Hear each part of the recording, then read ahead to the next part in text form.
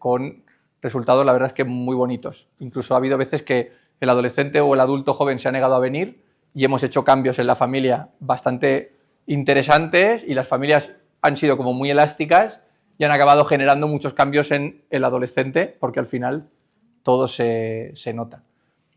¿Por qué hemos elegido la temática de la autoestima? Porque con el 90% de pacientes donde acabamos terminando es en el concepto de autoestima, que es un concepto que yo creo que tenemos todos muy usado y que para mí la primera parte de esta charla es definirlo mejor o definirlo bien para entender de qué hablamos, porque al final lo usamos todo el rato, esta persona tiene poca autoestima, ¿no? Esta persona, ¿cuánta autoestima tiene? Bueno, son conceptos un poco complejos. Entonces, antes de eso yo quiero que alguien, que sé que aquí vamos a parar un minuto hasta que alguien hable, pero que alguien me defina lo que considera que es dignidad. La palabra dignidad. ¿Vale? ¿Todo el mundo está de acuerdo? Pues no quieren contradecirte. ¿Qué más? O alguien que me ponga un ejemplo que para él representa un acto de dignidad, por ejemplo. Me vale hasta de una película. Que alguien diga, vale, aquí el actor se nota que están intentando representar que muestra dignidad. Pues actuar acorde con los valores de cada uno. Vale, o sea, tomar decisiones acorde a la propia brújula, los propios valores y lo que uno haría. Vale. Tu lugar, ¿no? Como que no dejar que la gente te pisotee y tener dignidad y tener tu lugar. O sea, lo asocias con esa firmeza de que a mí nadie pasa por encima. Vale. ¿Vale? ¿Vale? Respeto a uno mismo. Vale. Dime. Vale, también actos que sean honorables, que van acorde a los valores de uno, ¿no? Y que demuestra esa honorabilidad. Vale. Entonces, lo dejo aquí. ¿Cómo definís, no el amor, sino cómo definís el amor entre dos personas? Respeto. Comunicación.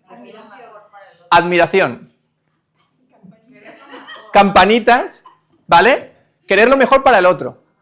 Vale. Entonces, yo hay una pregunta que siempre les hago a los padres, que es, ¿la dignidad está al servicio del amor o no? Sí. Sí. Yo puedo perder dignidad para mantener el amor. El amor está al servicio de la dignidad. O sea, si yo hiciese una pirámide y os obligase a elegir un valor que queréis que vuestros hijos desarrollen, ¿es el amor o la dignidad? No vale. No vale. Hay uno que tendrá que sacrificar para que gane el otro. El amor, entonces. Entonces, si digo una barbaridad, vale. Claro. O sea, si tiene un novio y el novio le hace algo indigno, pero se quieren mucho. Pero eso no es amor. Pero eso no es amor. No lo tengo claro. Porque yo puedo tener mucho amor y no tener la capacidad de amar bien. Pero es que hay diferentes tipos de amor. El amor incondicional. Si tú te amas a ti, puedes amar. Vale. Si tú no te amas a ti, ni te respetas a ti, ni eres digno para ti, no es un real amor el que puedes dar. Vale, o sea que la dignidad va primero. No, sí. O sea, de la dignidad fluye, o sea, en tu definición de la dignidad fluye el amor. ¿No? Si tú te amas a ti mismo, para ti es al revés. El amor primero, pero a uno mismo. A uno mismo para poderlo. Vale. Yo digo que la dignidad es la que reconoce el amor por mí, que es lo mismo que el amor hacia el prójimo. O sea, Vale. es el gran poder que soy yo, Sí. exactamente igual al tuyo. Vale. Entonces, no puede ir compitiendo el amor con la dignidad porque es lo mismo. Vale. Entonces, yo meto la siguiente variable, que alguien ha dicho, el amor incondicional. Entonces, ¿cuánto dura el amor incondicional? De los 0 a los 6 meses. Infinito. Es que incondicional es infinito. Pero no lo sabemos. ¿Tú crees que si yo le pregunto al hijo de alguien, siente que el amor que recibe no tiene nada que ver con los deberes? No tiene nada que ver con si metió gol, no tiene nada que ver. O sea, es decir, yo estoy muy de acuerdo con que el amor es incondicional. Creo que dentro... O sea, para mí una de las cosas que quiero que hoy hablemos no es solo la crianza de un hijo. Es decir, yo tengo muchos pacientes que acuden, por ejemplo, porque no pueden acompañar a alguien que está enfermo, se parece mucho, ¿no? O porque realmente dentro de sus matrimonios hay un problema a la hora de la relación con la dignidad o de la relación con el amor y se crean dinámicas. Entonces, el concepto de cómo acompaño a alguien a desarrollar su autoestima, para mí no es solamente hacia una persona que depende 100% de mí, es hacia cualquier ser humano al que yo le tengo un aprecio o con el que comparto un vínculo. Entonces, a mí me gusta como definir qué es un vínculo, porque al final un vínculo, para mí la mejor definición es que un vínculo es lo que hay entre tú y yo, pero no lo que yo siento por ti ni lo que tú sientes por mí. Es decir, es como si yo tiro una cuerda y esa cuerda la tenemos que mantener los dos, ¿no? Y entonces, ¿qué pasa en muchas relaciones? En muchas relaciones, incluidas y sobre todo los hijos, yo voy a poner a prueba el vínculo en muchas veces. Es decir, oye, mamá dijo que hoy no cenamos pizza. Bueno, eso lo dijo mamá, ahora vamos a ver si cenamos pizza. O sea, nos quedan 6 horas hasta la cena. Vamos a hacer muchas cosas. Entonces... Pero también es diferente si el amor es hacia un hijo, es incondicional. Y ahí de repente hasta tu dignidad de alguna manera... Muy bien, este es el spoiler. Muy bien. Claro, es decir, el amor es incondicional, un hijo, ¿no? Y aquí nos meteríamos en un tema más complejo, pero sobre todo para una madre, ¿vale? O sea, es parte de, es decir... Vale.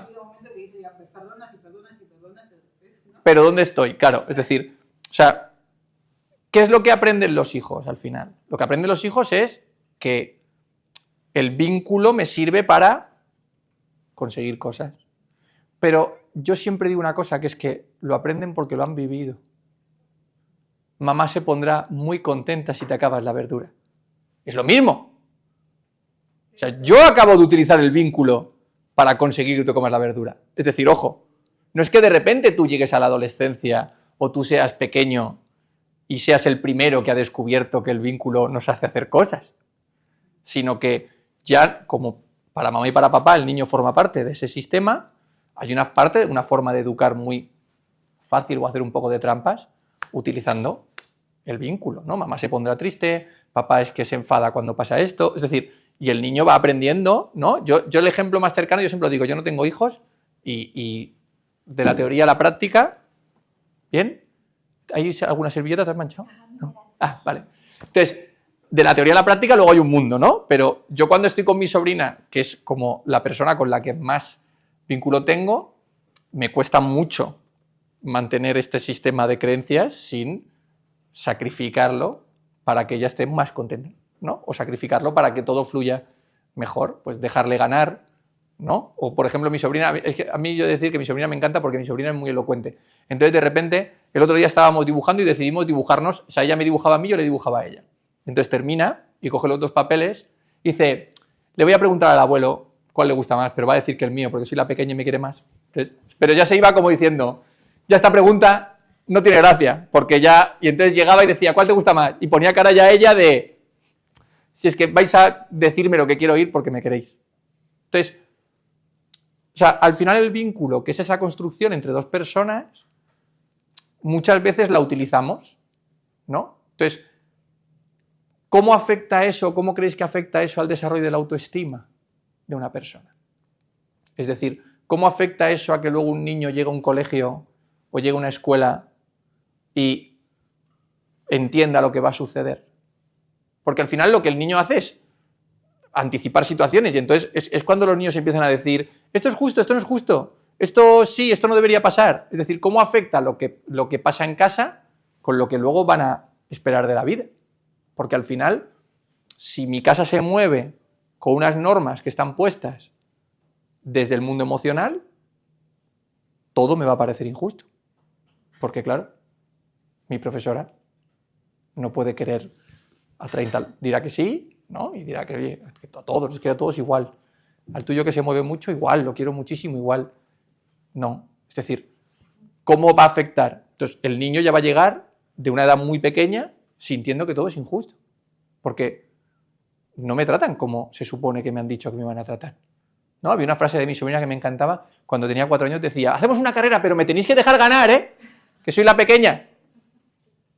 Igual no se llama carrera, igual tiene otro nombre, pero no se llama carrera. Pero ella ya decía, estas son las normas, ¿os acordáis? ¿No? Sois adultos, ¿os acordáis? Entonces, ¿cómo ayudo a un niño a que entienda lo que le espera sin sentirme un padre desapegado? Porque claro, no voy a decir, no, niñato, quita, te he ganado, quita, el mundo es duro. Entonces, para construir la dignidad de alguien o para construir que alguien tenga autoestima, tenemos que intentar que la casa tenga como un sistema de valores que se parezca mucho a la sociedad donde queremos ponerles. Ojo, que eso también depende de la sociedad que hemos elegido. Porque claro, no es lo mismo que luego vaya a un colegio X o a un colegio Y, ¿no? Entonces, si pensáis en situaciones cuando los niños son pequeños que os suponen un reto a la hora de decir, vale, pero aquí ¿qué? Es decir, aquí hay que comportarse como un padre que no tiene emociones y castigar, aquí hay que... O sea, ¿dónde creéis que, o dónde ha sido en vuestra experiencia con gente que os ha rodeado, donde más conflicto ha habido entre lo que creo que tengo que hacer y el no querer hacer daño o no querer ser demasiado duro?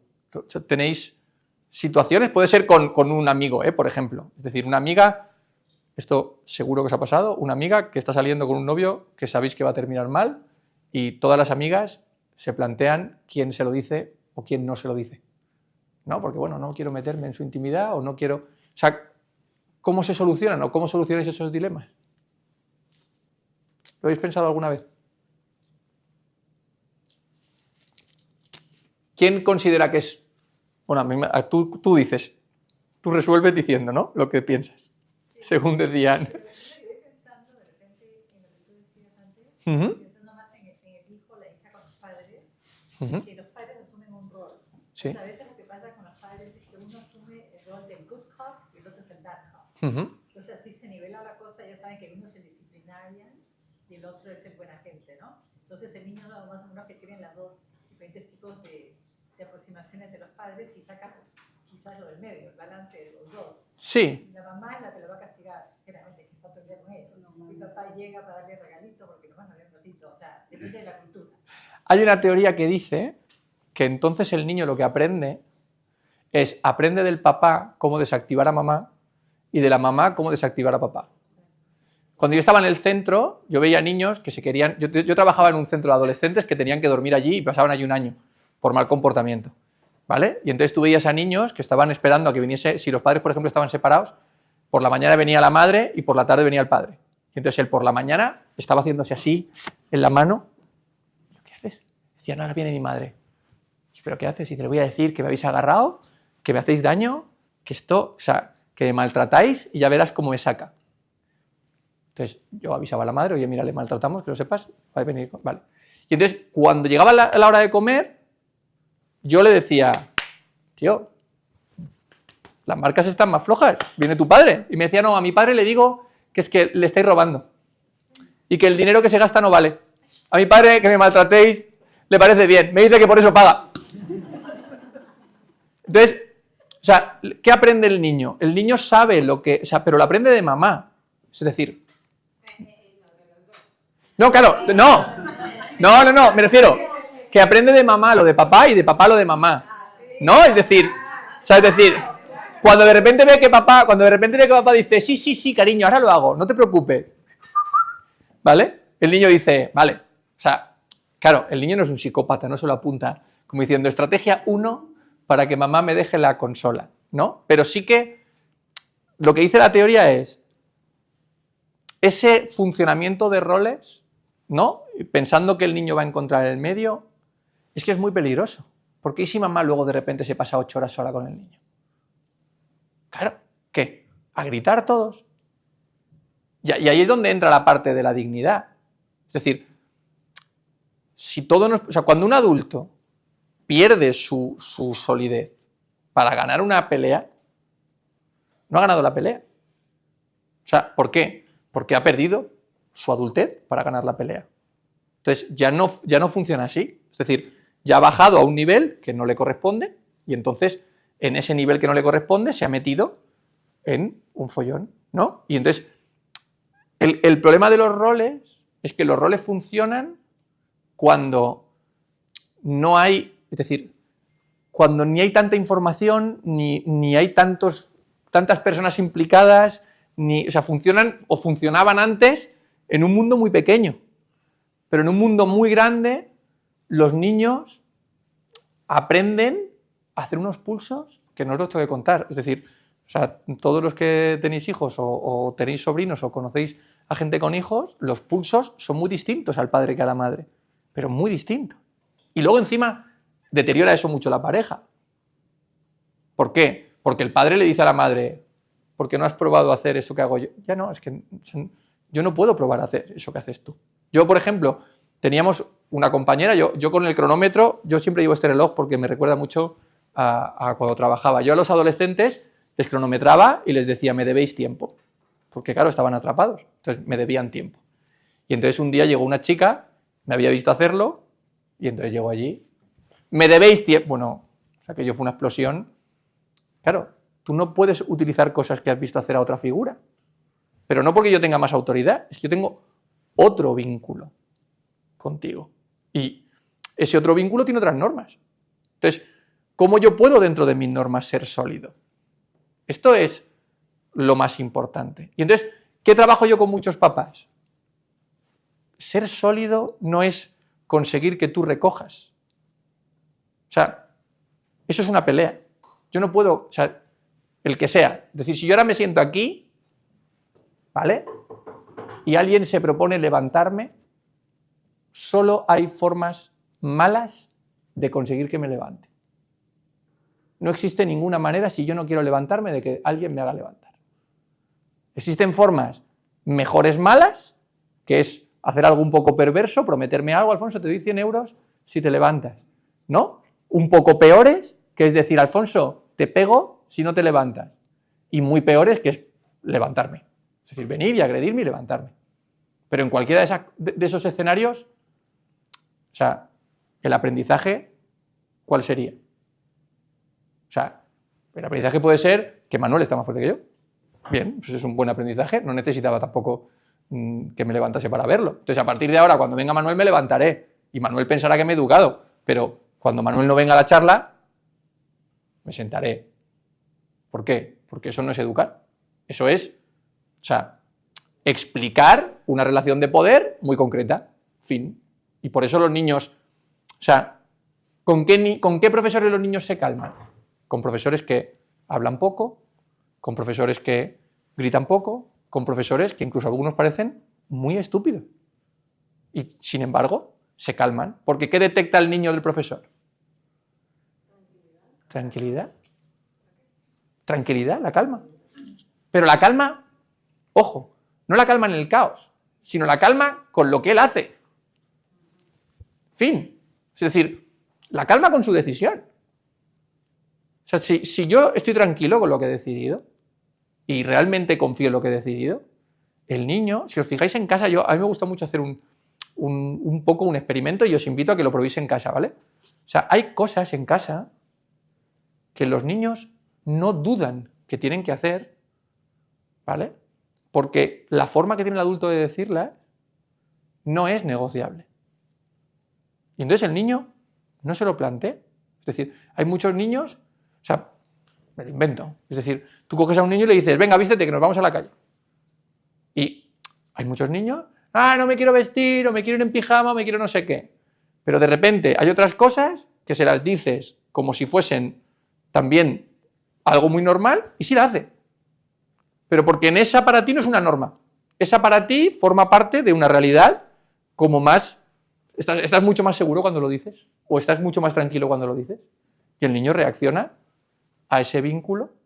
Entonces, o sea, para mí es muy importante, entonces, sobre todo en las familias que son dos personas, no es como yo le digo a mi mujer, qué puede hacer, sino es, vale, ¿yo cómo hago también para que la autoestima de mi mujer sea más fuerte? Para que diga sus cosas más tranquila. O sea, a mí me da igual. Hay un mito muy absurdo de que no, las normas tienen que ser iguales, ¿no? ¿Por qué? No pasa nada. Si igual cuando va con papá puede llevar los calcetines de colores, pero cuando va con mamá los calcetines son blancos. No pasa nada si el niño es suficientemente listo como para ver quién entra por la puerta. Es decir, no hay problema, eso no genera incongruencia. O sea, en el centro, esto parece que me lo invento, pero no. O sea, el turno de mañana lo llevaba un exmilitar y el turno de tarde lo llevaba un hippie que vivía en la montaña que cazaba su propia comida. A las 3:30, los niños cambiaban completamente de dinámica. O sea, yo iba de responsable, yo estaba 12 horas, ¿vale? Entonces, yo les dejaba hacer. Yo decía, filas. Entonces, a las 10 de la mañana hacían las filas separados por sexo, puestos, bueno, o sea, cuadrado y tal. Y a las 4 decía, filas. Y aquello era una fila, bueno, o sea, es decir, vale, pero no le generaba incongruencia. Le generaba incongruencia si el hippie intentaba hacerlo del militar. Ahí sí que ya no entendían nada. Y encima le desafiaban. Decía, ¿qué te piensas? ¿Qué eres tú? Ahora militar. Es decir, entonces, no consiste en que mamá y papá hagan exactamente lo mismo. Consiste en que lo que haga mamá esté segura de lo que hace y lo que haga papá esté seguro de lo que hace. Y luego que sí que haya una estructura, evidentemente. Es decir, o sea, no vale con papá se come con las manos y entonces con mamá. O sea, esto sí que es trampa, pero ¿me entendéis lo que quiero decir? Es decir, da igual que haya un ritual distinto con cada adulto. Entonces, muchos matrimonios no invierten en que la persona que más difícil está llevando a los niños consiga más autoestima para sentirse más sólida, de manera que sea más firme a la hora de poner el límite, sino que al revés, de repente, no, esto lo haces mal, no, esto podrías hacerlo mejor, no, claro, si yo te digo esto, ¿tú estás más firme la siguiente vez que tengas que poner un límite? Vaya, imagínate que sales de tu primera reunión con tu jefe y tu compañero te dice, o sea, no te despiden porque no hay nadie, pero lo has hecho fatal, o sea, fatal, o sea, te has equivocado aquí, te has equivocado allí, o sea, te has ido y se han reído, o sea, te has ido y el jefe ha pensado, esta es tonta, pero mañana tienes reunión, ¿eh? Pues no sé si quiero ir a la reunión de mañana, porque ya no me siento con más confianza. Entonces, lo primero es eso, lo primero es ser un poco equipo, pero equipo en positivo, ¿no? Lo segundo para mí, que es más importante aún, estar dispuestos a ser crueles. Es decir, a que mi hijo crea que soy cruel. Que yo creo que esto es una cosa que los hombres, sobre todo yo creo que los hombres mexicanos, pero en España igual, hemos tenido padres que les ha dado igual si nos íbamos a llorar. Bueno, no pasa nada, no son monstruos, pero no necesitan que dejemos de llorar. Entonces, hay una cosa muy importante para generar autoestima, y ojo, esto no lo digo como educar a un niño, sino cómo de verdad generar autoestima en él, ¿vale? Si yo me voy a llorar y, imagínate, yo quería jugar a la consola, se ha terminado el tiempo de la consola, sois unos monstruos, mi amigo Fernando juega 7 horas y yo solo juego 10 minutos, o sea, lo que queráis, me voy a llorar, pues sois unos monstruos, no tengo padres, estoy aquí llorando, ¿vale? Si yo intento que no llores, ¿qué te quito? ¿Qué acabo de quitarte? Yo consigo que no llores. Imagínate que tú lloras y yo, no, ya verás, mañana juegas a la consola. No funciona. No, porque piensa que no sé qué. No funciona. Y al final consigo convencerte de que no llores. Entonces, ¿yo qué te he quitado? La frustración, un poco. El derecho de sentir esa frustración y aprender a través de la frustración. ¿Vale? Es decir, te he pedido, te he quitado la emoción que estabas sintiendo, te he dicho que no debes sentirla, ¿vale? Pero es que además te he quitado una oportunidad de que la gestiones. O sea, te he quitado un aprendizaje. Acabo de hacer que una cosa no la aprendas, que es cómo calmarte. O sea, hay muchos niños, esto lo podéis probar, hay muchos niños que están a punto de calmarse, ¿vale? Podéis probarlo en casa porque es un poco inocuo, pero es un poco cruel también hacerlo, pero están a punto de calmarse y de repente le dices, ¿ya te has calmado? Sí, vamos. ¡Pum! O sea, estaba a punto. O sea, déjame calmarme. O sea, es decir, es como, ¿Ya? ¿Sí? ¿Seguro? Entonces, le quito la oportunidad de gestionar la frustración. Yo trabajo con mucho niño con trastorno de atención, dislexia, miopía, que es adoptado, que ha sufrido un problema de bullying. ¿Necesitan el doble de tolerancia a la frustración? O sea, necesitan el doble de aprendizajes. Porque no se le va a... O sea, es decir, el que es disléxico... O sea, yo siempre lo digo, yo soy disléxico, tengo la gran suerte de que nadie se dio cuenta, muy probablemente en un colegio de muy negligentes, pero nadie se dio cuenta, ¿vale? Yo ponía hasta mi nombre, mi apellido, lo ponía con falta de ortografía. O sea, yo he tenido exámenes que he tenido menos 0,5 por dejarlos en blanco solo con mi nombre, con una falta de ortografía. Y nadie venía a decirme, no serás disléxico. Entonces, yo tuve que leer mucho más para tener sinónimos. Entonces, suspendí mucho, es decir, muchísimo. Pero cuando luego llegaba a un examen, cuando era más mayor, decía, vamos a ver, si yo no sé poner la palabra horario, tendré que poner la palabra calendario. Es decir, tendré que buscarme una manera de... Entonces, yo tuve que desarrollar una tolerancia a la frustración con respecto a eso mucho más alta. Si no, abandono el colegio. Entonces, en mi caso, fue suerte que, oye, nadie prestase atención y que mis padres no fuesen muy afectados porque yo suspendiese. Es decir, siguiesen apoyándome, ¿no? y me impulsasen a estudiar. Pero la tolerancia a la frustración genera mucha dignidad. Y por lo tanto, va a generar mucha autoestima. ¿Por qué? Porque si yo le digo a un niño, vale, tú no puedes ser pisoteado, pero vas a empezar tu primer año de becario. ¿Cuál de las dos? ¿No puedo ser pisoteado o voy a ser becario? Porque si voy a ser becario, voy a estar en situaciones que atenten un poco contra mi dignidad. Es decir, va a venir alguien, yo tengo estudios, y va a venir alguien a decirme, ponme un café. Y yo voy a pensar, yo juraría que en tercero de carrera no me enseñaron a hacer café. ¿Vale? Entonces voy a necesitar mucha tolerancia a la frustración para entender que en esa situación me tengo que tragar, pero sin perder dignidad, es decir, sin intentar ser complaciente. Y ese equilibrio que yo luego le voy a pedir a mi hijo, viene de ahí, viene de que haya podido gestionar un montón de emociones. Yo hubo un ejemplo muy chulo en Navidad. ¿Sabéis el micado, que tiras los palos y se desordenan y tienes que sacarlos sin tocarlo? Mi sobrina quería jugar, se lo habían regalado, quería jugar, 8 años. Mi madre quería jugar con nosotros. Mi madre ha trabajado en los quirófanos toda la vida, ¿vale? Entonces mi madre dijo, yo juego, y empezó, pom, pom, pom, pom, 17 palos. Y mi sobrina, o sea, o sea... Y entonces, cuando le tocaba a ella, si movía un palo, decían, ¡no se ha movido! Y entonces, sí, se ha movido. Y nosotros le avisábamos, ¿quieres seguir jugando? Sí, quiero. Muy ansiosa por estar con los adultos. No puede aguantarlo, se va a llorar. Claro, a mí se me parte el alma. Yo veo a mi sobrina 3 veces al año, ¿vale? Vive en la otra punta de España. Entonces, a mí se me parte el alma. 45 minutos tardó en salir del cuarto. 45 minutos. No pasa nada. Son 45 minutos que los adultos no estamos contentos. Y son 45 minutos que los adultos estamos un poco suspirando. Pero volvió autogestionada. Eso es un gran aprendizaje para ella. No pasa nada. Es decir, es duro, es difícil, con perdón, es una mierda, ¿vale?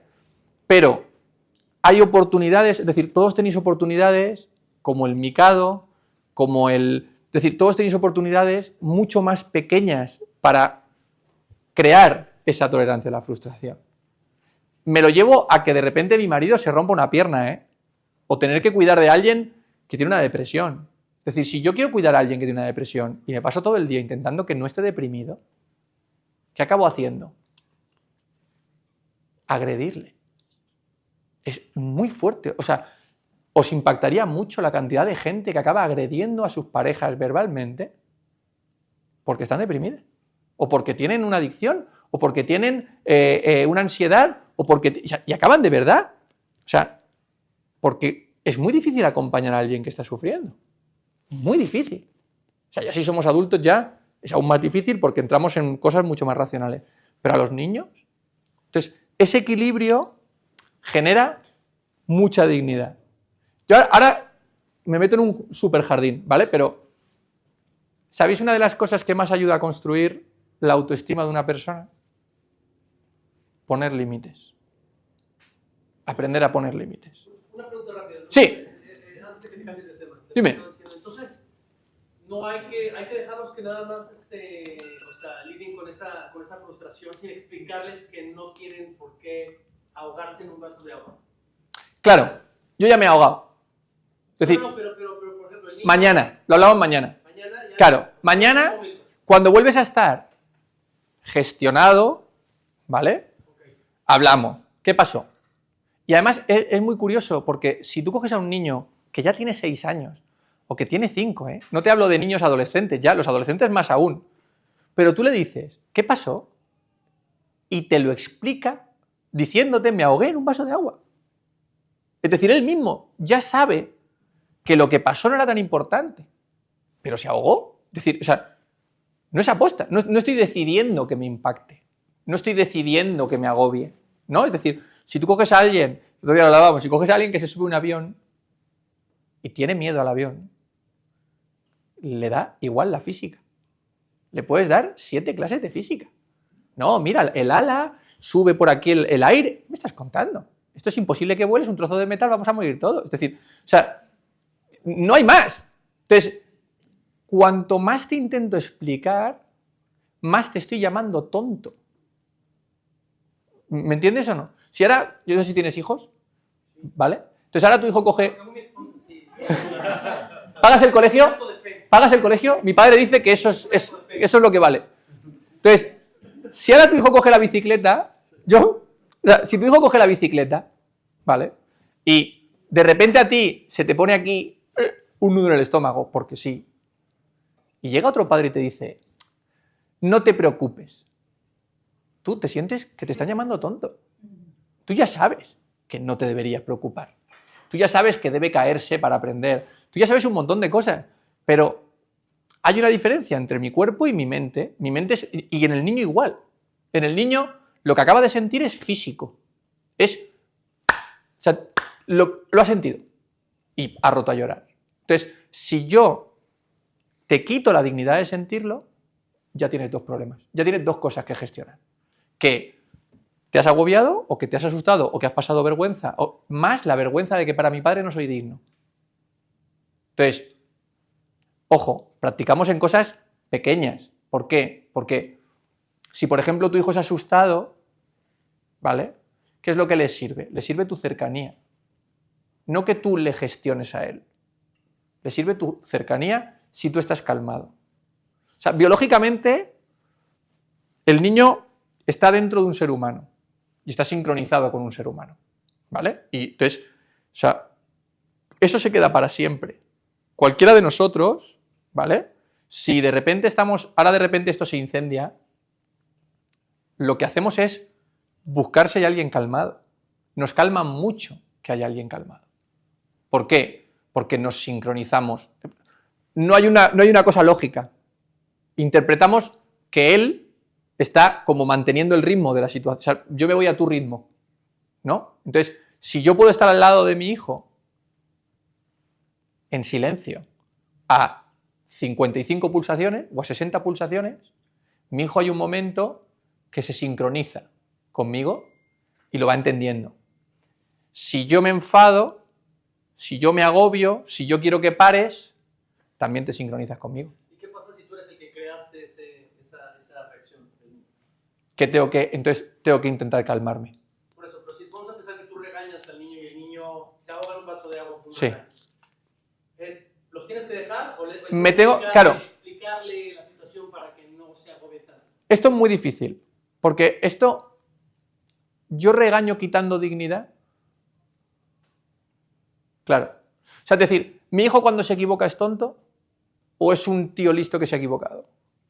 ¿Mi hijo cuando se cae es patoso o es un niño que va a ser ágil pero que aún no lo sabe? No, pero en ese tipo de cosas, a lo mejor cosas de conducta. ¿Es un guarro? O Sin algo. te pongo el mejor ejemplo. Mira, No uses el iPad de la mesa. Claro. Todo el mundo aquí. Claro. Pero mira, totalmente. No se debe usar el iPad. Totalmente. Y si se frustra porque le dije eso, entonces me voy a esperar, le explico en ese momento, oye, es que la mesa en la hora de comer no es para usar. Eso no suma. O nada más me quedo ahí hasta que se le baje el genio y ya luego le explico. Le quito el iPad. Ah, le quito el iPad. Es decir, No digo nada. si le quiero quitar el iPad, le quito el iPad. Ya no hay iPad. Es decir, ya no hay iPad. No pasa nada. Yo, mira, mi padre hizo una cosa, no la hizo aposta, pero la hizo muy bien. Mi padre era tan bueno poniendo castigos, ¿vale? Porque le importaba tan poco que yo llorase, ¿vale? Pero no pasa nada, o sea, lo hacía muy bien. Yo le importaba mucho, que llorase no. Entonces, mi padre, un día yo me fui a una excursión, ¿sabéis las pistolas estas que son de balines que llevan muelle? Que son, yo me llevé a una excursión, me llevé 2 con un amigo, a ver qué podía pasar mal. Pues nos pillaron y nos castigaron. Y la profesora me dijo, se lo hemos dicho a tu padre. Entonces yo llegué a mi casa y le dejé las 2 pistolas encima de su mesita de noche y me fui. Y mi padre me vio y me dijo, lo has pillado. Fin. Las encontré al cabo de 15 años en una caja. Y le dije, papá, y me dijo, te las devuelvo. Ya está, te levanto el castigo. Gracias. Es decir, yo te quito el iPad, pero yo no puedo pretender que no te frustres. Ahora llega tu jefe y te dice, oye, no sé si tienes jefe, pero imagínate, o tú a un empleado, a partir del mes que viene cobras 100 euros menos, porque la empresa va mal. Si no, no pasa nada, puedes irte. Pero es lo que hay. Ahora, no te frustres. Hasta luego. No. Mi jefe, hoy me frustro. Yo voy a pensar que mi jefe es muchas cosas que no quiero decir porque lo estamos grabando y luego tengo que editarlo con el editor. Y aparte de esas cosas, un mal gestor, un mal jefe, Tengo derecho a pensarlo. ¿Yo qué le digo a los pacientes? No seas tan tonto. Yo no le digo a mi jefe que estoy pensando que es tonto. Llego a mi casa y se lo digo a mi pareja. Entonces, es decir, no te frustres hacia mí. Frústrate como puedas, pero es frustrante. O sea, es decir, una mano acaba de quitarme un iPad. Es frustrante. ¿Por qué te decía lo de la dignidad? Porque, ¿qué sí detecta el niño? O sea, el niño no tiene los conceptos complejos que tenemos nosotros. Y el niño, que es un ser muy empático y muy cariñoso por naturaleza, quiere a todo el mundo que está en esa mesa. Y yo te acabo de llamar maleducado. Y te acabo de decir que no te importa esta gente. Y le hago daño. Porque no es verdad. A mí esta gente sí me importa. Yo estaba con mi iPad. ¿Por qué acabas de mezclar tú 2 conceptos? Yo quiero lo mejor para esta gente, pero estaba con mi iPad. Es decir, el niño lo que detecta del adulto es que está muy acostumbrado a quitar dignidad cuando llama la atención. Súper acostumbrado.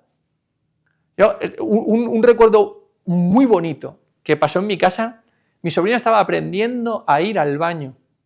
Y fue al baño, volvió a la sala, estábamos hablando, y cuando alguien se levanta a ir al baño, mi hermana ve que no ha tirado de la cadena. Y sale y dice, Carmen, no se aguarra, tira de la cadena. Y mi sobrina, 4 años, le dice, no me llames guarra, soy tu hija. ¿Es verdad? Es decir, se me ha olvidado tirar de la cadena. Dímelo. Incluso dime, Carmen, ves, tira de la cadena. No pasa nada, si me parece genial. Es decir, no es un tema de no educar. Es un tema de que cada uno, con humildad, que no pasa nada, es decir, porque no lo hago aposta, no es que odie a mi hijo, no es que no le... O sea, que cada uno con humildad piense, ¿le he quitado dignidad? Simplemente no usar adjetivos. O no utilizar valores, es decir, no utilizar juicios de valor. Mejor o peor persona. O sea, no. Es decir, te has equivocado porque si de repente, y esto lo habéis visto todos, aquí los hombres van a hacer así, ¿vale? ¿Vale? Tú estás con tu mujer comiendo, con gente a la que quieres y gente a la que respetas y que quieres ser respetado. Y ya estás comiendo, tal, no sé qué, y te manchas. Y tu mujer dice, siempre se mancha. ¿Pero qué haces? O sea, ¿tengo mi corazoncito? O sea, ¿por qué me ridiculizas delante de estos señores a los que quiero y aprecio? O sea, ¿a qué lo notas? No pasa nada, ya se convierte en un juego, pero te jode. O sea, te jode, perdón, o sea, pero te jode, ¿no? O siempre dice que ganó, cuéntales otra vez, que ganó una vez al tenis, venga. ¿Pero por qué me haces esto? ¿Me entiendes o no? Es decir, el juicio de valor es lo que hace que la otra persona sienta que el ser querido le acaba de quitar dignidad. O sea, ¿pero por qué? Devuélvemela. O sea, es decir, yo no te había hecho nada, me he equivocado, he podido, no sé, o sea, es decir, me he podido equivocar. Los adultos nos equivocamos continuamente. Es decir, si yo ahora de repente estoy hablando y meto la pata, eso no me acaba de convertir en un mal profesional. Me convertido en un profesional que ha metido la pata. Y no voy a permitir yo ya, con toda mi solidez, que nadie me diga eres un mal profesional. Es que no lo voy a permitir. Un niño, ¿qué hace? Llora. Llora y se enfada. Y eso, yo os prometo que cambia la atmósfera de una casa, ¿eh? Pero la cambia completamente. O sea, yo tengo papás que vienen solo a entrenar esto.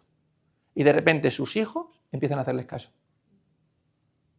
Y, hostia, ¿me hace caso? ¿Sí? Porque tu hijo de repente entiende que tú le quieres y le admiras y que él a veces se equivoca. Suspender no es de tontos, te lo digo yo.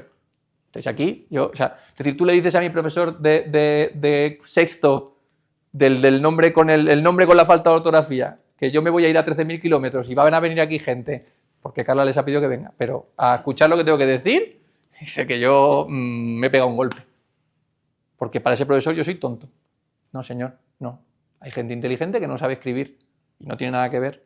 Entonces, la dignidad hace mucho. O sea, vuestros hijos pensad que van a ir a colegios, 13 profesores, y va a haber un profesor que les insulte. No con palabras, pero que de repente diga, ¿dónde está la capital de Portugal? Y diga, en Roma. Y el profesor diga, ya está, le he insultado. Delante de todos sus amiguitos. Y va a llegar a casa y te va a decir, ¿qué hago? ¿Qué hago la próxima vez? Porque este señor me ha insultado. No participa. No te puedo dar un consejo. Es la autoridad. No sirve de nada que le desafíes. No te puedo dar un consejo. Lo que sí que puedo hacer es que en casa yo no seré el profesor. O sea, es decir, explicarte que eso no es lo que deberías esperar de la gente. Lo que deberías esperar de la gente es otra cosa. Y yo soy el primero que lo hace. Y está chulo, o sea, yo utilizo muchos ejemplos de la vida cotidiana porque lo puedo, es decir, me es más fácil practicarlo con mi mujer que con mi hijo.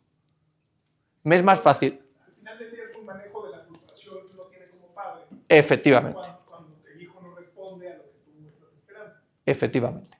Y el juicio que se hace a sí mismo como padre porque esperaba otra cosa. No. Al final, una de las cosas, y te lo uno con lo que iba a decir a continuación, que es, una de las cosas que denotan autoestima es ponerle límites a la gente. Yo eso no lo hago. O poder decir, oye, no me digas esto. ¿Qué pasa si vuestro hijo os dice, mamá, quiero que ya que no me lo digas? Quiero que te calles. Yo no te digo, uy, qué límite más bien puesto. Te digo, corre, que si te pillo, te mato. ¿Tú quién te piensas que eres? Estás en mi casa. Aquí. O sea, es decir, yo les explico a los padres que tienen que estar muy alerta. ¿Por qué? Porque si yo le digo a mi hijo, recoge, si no recoges no habrá consola. ¿Vale? Y se lo digo 4 veces y mi hijo me dice, no me lo digan más. Es porque yo no le quiero quitar la consola. Es decir, se lo digo 10 veces porque yo no quiero sentir que yo he creado la situación de que... Pero el niño ya no quiere que me lo diga más. ¿Por qué? Porque, o sea, ya me lo has dicho 4 veces, no soy tonto. Entonces, una de las cosas que yo invito a las familias es estar muy atentos para saber si están respetando los límites que les intentan poner. ¿Qué pasa si te ignoran?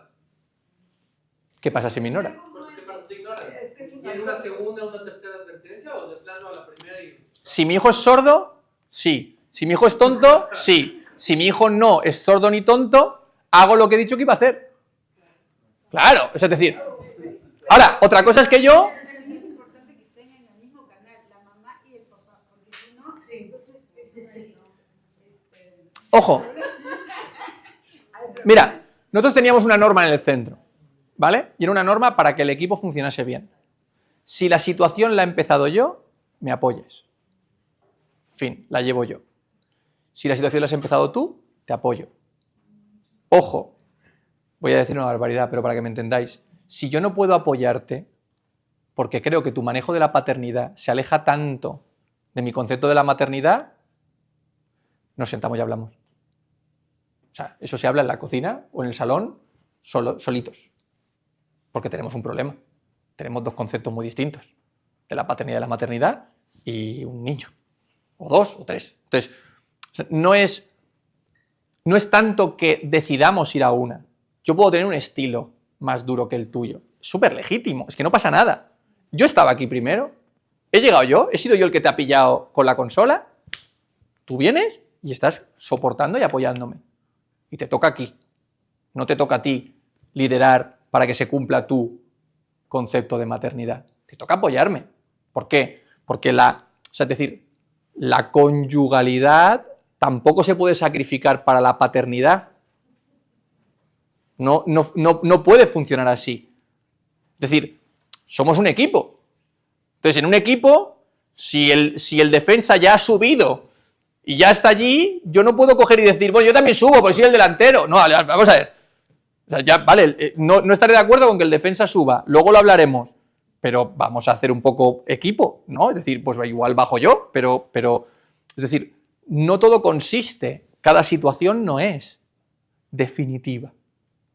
Entonces, para mí es muy importante, y nosotros lo teníamos que practicar mucho, y además, a veces lo practicábamos de manera muy explícita. Perdona, he llegado yo, he empezado yo la situación, yo he visto lo que ha pasado, no pasa nada. Es decir, yo tengo la información.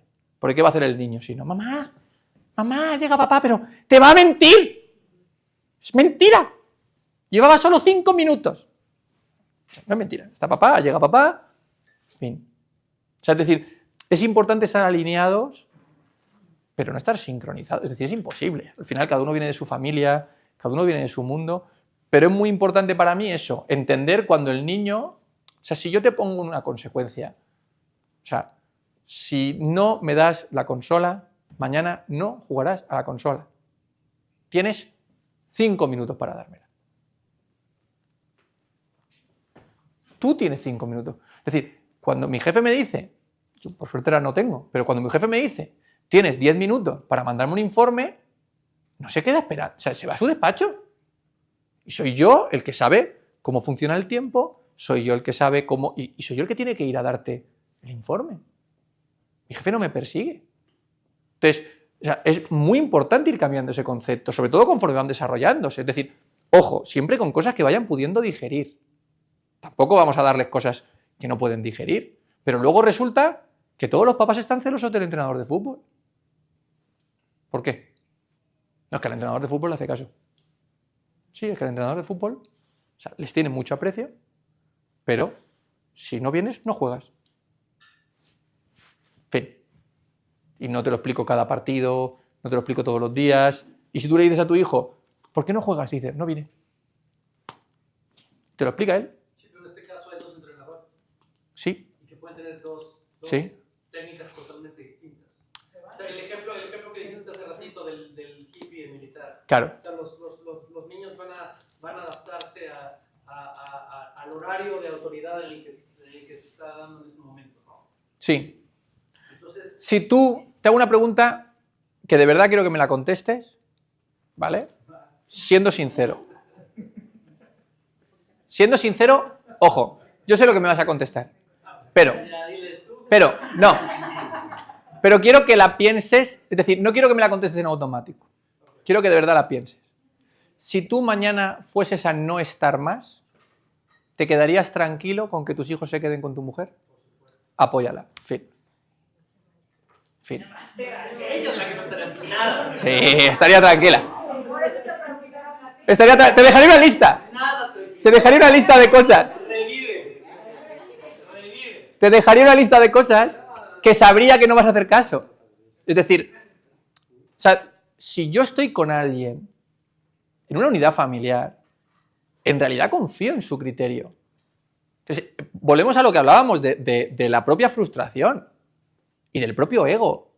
Es decir, y el otro día lo comentábamos con Carla, es decir, yo no voy a convertir a mi hijo en un hijo excelente. No soy yo el que lo va a hacer. Yo ya le he puesto el mejor escenario que podía tener, ¿eh? Es decir, ya le he dado un escenario de la leche, de oportunidades infinitas. Ahora tengo que darle mucha dignidad y mucha autoestima para que sepa usarlas. pero no muchos empujones. Porque lo que entenderá mi hijo es que se pueden recibir empujones. Yo siempre aviso muchas veces, cuando una madre, el caso más bestia que yo he tenido de esto fue un niño que no hacía amigos, no conseguía hacer amigos, no tenía habilidades sociales, le habían hecho bullying cuando era pequeño. Y entonces me viene a mí a consulta, 18 años, y estaba estudiando informática. Yo estaba en segundo de informática y tenía que hacer prácticas, ¿vale? Y las prácticas las hacía en un colegio. Y me viene muy ilusionado y me dice, Alfonso, estoy haciendo amigos. Son un poco más pequeños, pero vienen a donde yo estoy. Él se encargaba simplemente de los ordenadores del colegio, ¿eh? Y vienen a donde estoy, hablan conmigo y ostras, me han invitado a ir. Me llega la madre. Mi hijo no sabe que mi primo hermano es el jefe de estudios y les está subiendo la nota a los niños. ¿Puede ser la mayor pesadilla de un adolescente? ¿Que sus amigos sean comprados? O sea, es decir, literalmente puede ser la más... O sea, ¿el fin justifica los medios? No. ¿Que yo te agreda? Entendedme con agresión. Es decir, ¿tú tienes que aceptar una agresión mía porque es por tu bien? Porque entonces, y lo pongo muy exagerado, pero es decir, tú si tienes una hija, ¿te pegó porque te quería? No, vamos a matarlo. Entonces esto es lo mismo. Es decir, o sea, el fin no justifica los medios en la paternidad, bajo ningún concepto. Yo te tengo que enseñar dignidad. Y para eso el padre tiene que observarse mucho a sí mismo y gestionar su propia frustración. No hay niños con baja tolerancia a la frustración. Hay niños con padres con baja tolerancia a la frustración. O padres incongruentes. Pero con ellos mismos, no entre ellos. Por eso con ellos. Claro, con ellos mismos. Por ejemplo, el ejemplo de Fernando, que dijo, tú le dices quitar el iPad, pero igual en otra ocasión se lo dejas y luego en otra se lo quitas. Entonces ahí no hay una... Claro, o sea, el escenario ideal es ni siquiera quitarte el iPad. O sea, el escenario ideal... No. No, eso es imposible. Porque no hay iPad y la mamá con el iPhone, el papá con el iPhone, el otro con la tele, mientras el ordenador y el niño piensa así, hombre, sois todos unos listos. Entonces, ¿por qué a mí me encanta lo del reloj? Es decir, yo lo uso mucho de tú me vas a deber una hora de iPad. O el tiempo que tardes en devolverme el iPad. No pasa nada. Si el niño ya tiene concepto del tiempo, ¿vale? No si el niño tiene concepto del tiempo para el iPad. Es decir, si el niño de repente en el coche te dice, papá, date prisa, llegamos tarde al partido, tiene concepto del tiempo. Fin. Entonces, ya está, me vale para el iPad. ¿Vale? Entonces, ya está, yo te digo, tú me lo tienes que dar. Dámelo cuando quieres. Pero ahí lo que se pone a prueba es si mi hijo confía en mi palabra. Fin. Yo salía corriendo a dárselo a mi padre. O sea, pero corriendo. Porque mi padre llegó a llevarse a mi perro de casa. ¿No lo sacáis? ¿No lo queréis? Chao. Y lo cogió y se lo llevó, y se lo dio a un vecino. Y al cabo de una semana, de promesas y llantos, toma, perro, otra vez. ¿Por qué? Porque la palabra de mi padre estaba por encima. Yo estoy convencido que mi padre ha dicho cosas y luego le ha fastidiado tanto tener que cumplirlas. Porque se ha equivocado diciéndolas. No se ha equivocado cumpliéndolas. Se ha equivocado diciéndolas. Entonces, mi palabra tiene que ser... o sea, los límites tienen que ser muy pequeños. Los niños... Es decir, el iPad tiene que ser... No hay iPad mañana. Es decir, no tiene que ser... No hay iPad 6 semanas. No. Pero siempre. O sea, yo invierto en mi palabra. Y ojo, con mi pareja. O sea, es decir, ¿qué te exige una pareja? Estaría allí a las 5. ¿A qué hora piensa que vas a estar? ¿A las 5? ¿Te exige que cumplas tu palabra? Es decir, o sea, entre los adultos nos exigimos que cumplamos la palabra. La puntualidad mexicana no sé yo, pero lo demás, dentro de... Es decir, los adultos nos pedimos cumplir la palabra. Por lo tanto, ¿qué es lo que me pide mi hijo con su comportamiento? Que yo cumpla la mía. Es muy curioso porque o sea, teníamos un niño de 14 años que era un buenazo, que en una familiar le dijo a su padre, ¿me quieres poner límites? Y el padre, que me castigues alguna vez, que no te voy a matar. O sea, lo sano es eso. Lo sano es que al final el niño... O sea, y te pongo otra variable. Cuando a mí alguien me pregunta qué es lo mejor que le puedo dar a un hijo, ¿vale? siempre, siempre que su casa sea predecible. Siempre. Cero ansiedad. ¿Qué es la ansiedad? La ansiedad, que en un niño es agitación, la ansiedad es no poder predecir el futuro. ¿Me despedirán o no me despedirán? ¿Me llamará o no me llamará? ¿Me darán la casa o no me darán la casa? Eso es la ansiedad. Entonces, mi hijo cuando pisa su casa tiene que poder predecir el futuro. Completamente. O sea, si levanto la voz, pasará esto. Si no sé qué, pasará aquello. Sí, es decir, y tiene que poder predecirlo. Y equivocarse. Pero que haya un momento en el que la equivocación sea, vale, ostras, me he equivocado.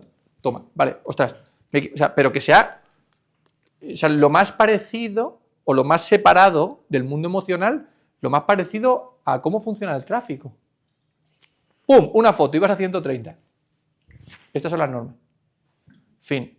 6 fotos, 6 multas. No 6 multas y me has decepcionado.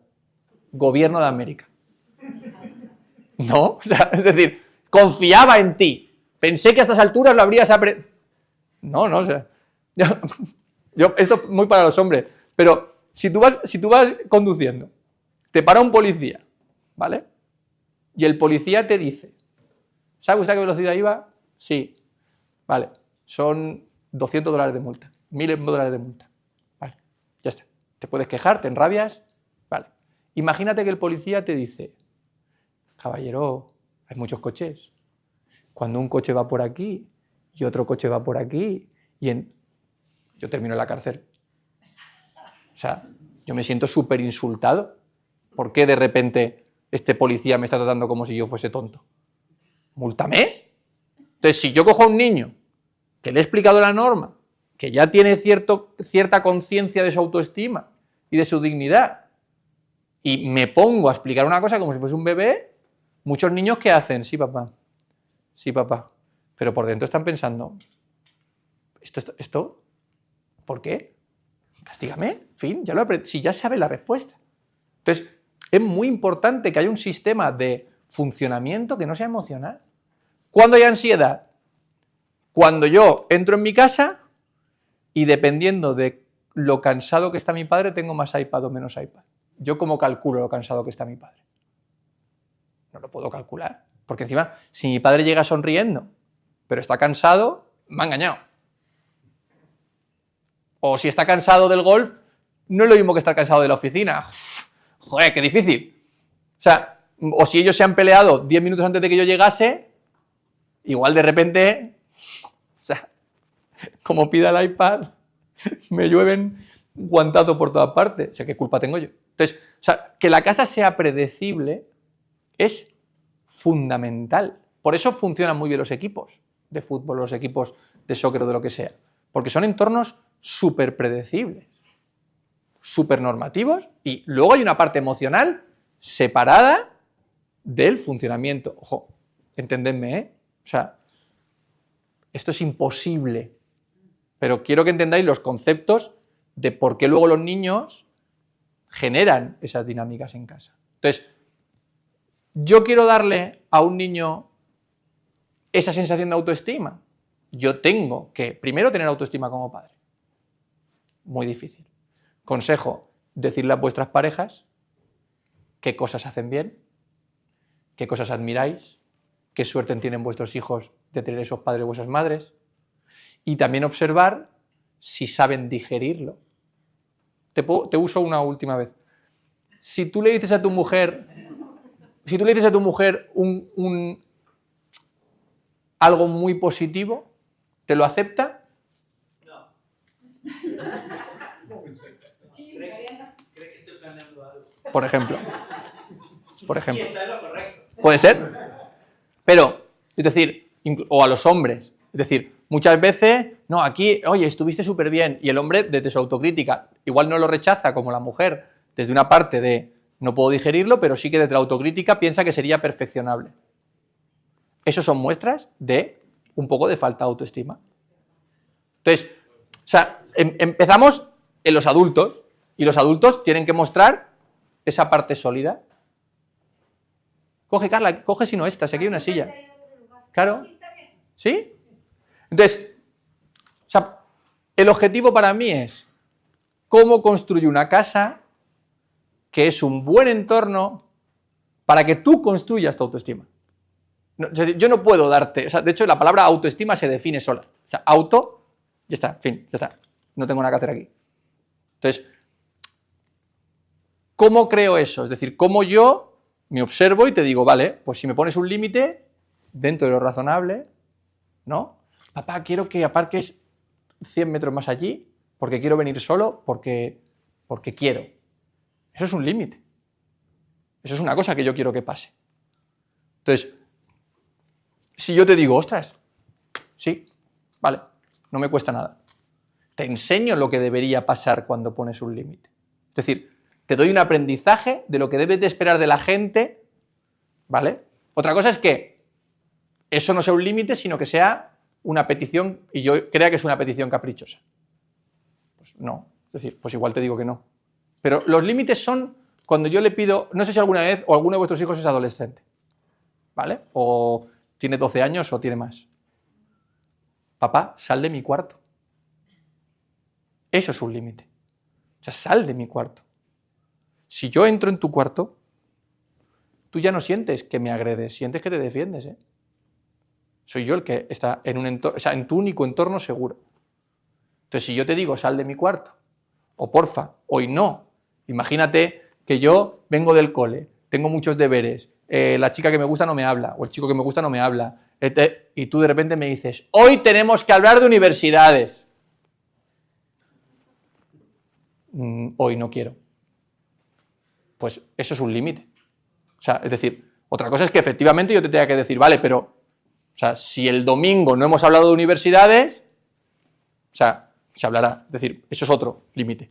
Pero, o sea, enseñar a un niño que lo que debe esperar de su pareja, de sus jefes, es un trato respetuoso, es súper importante para que construyan autoestima. No es decirle lo bueno que es en el fútbol. O sea, no es decirle lo guapo que es. No es decirle... Es decir, yo no construyo autoestima porque... Y los adultos somos un ejemplo. O sea, los adultos somos muy malos recogiendo cumplidos. O sea, yo me pongo ahí en la puerta y empezáis a pasar la mejor charla de mi vida, espectacular, y yo voy... ¡Ah! ¡Quita! Es decir, coger todo eso no me da autoestima. ¿Me entendéis o no? ¿Forma parte de la autoestima saber aceptarlo? Sí. Pero eso no es lo que me va a dar autoestima. Autoestima es otra cosa. Dime. ¿Un niño puede tener derecho a su espacio en su habitación dentro de su casa? Yo creo que sí. Digamos, a lo que me refiero es decirte no puedes entrar. No. Ojo. Un niño tiene derecho a quererlo todo. Y tiene que aprender a pedirlo bien. Pero tenemos que estar muy alertas porque sí que deberíamos saber dárselo cuando lo pide bien. Porque si no... la mayoría de niños que yo he tenido que han acabado agrediendo a sus padres tienen que vivir toda la vida con eso, ¿eh? Ellos. Sus padres les perdonan a los 10 minutos, ¿eh? Ellos no. Entonces, si tú me estás intentando pedir bien, entendiendo que estás alterado, bien, entendiendo que estás nervioso. Es decir, papá, por favor, eso es bien. ¿Por qué? Porque está alterado. ¿Vale? Entonces, si yo no me voy y me quedo, volvemos a lo mismo. ¿Cómo me levantas de esta mesa? Agrediéndome. Porque yo no puedo decir, pues me voy a dormir a casa de un amigo, pues hoy no te veo, pues hoy... Además, piensa una cosa, es que si tú se lo hicieses a tu mujer, o si un chico se lo hiciese a tu hija, se le pondría la piel de gallina, que no te dejaba irte, o que no se iba cuando tú le pedías que se iba, que se fuese. Entonces, si un niño está colapsando, hay una autora que es de aquí, creo que es de California además, que se llamaba, porque doy por hecho que ha fallecido, porque cuando yo la conocí tenía 92 años, que se llamaba Lorna Smith Benjamin, ¿vale? Y trabajaba con animales, con chimpancés.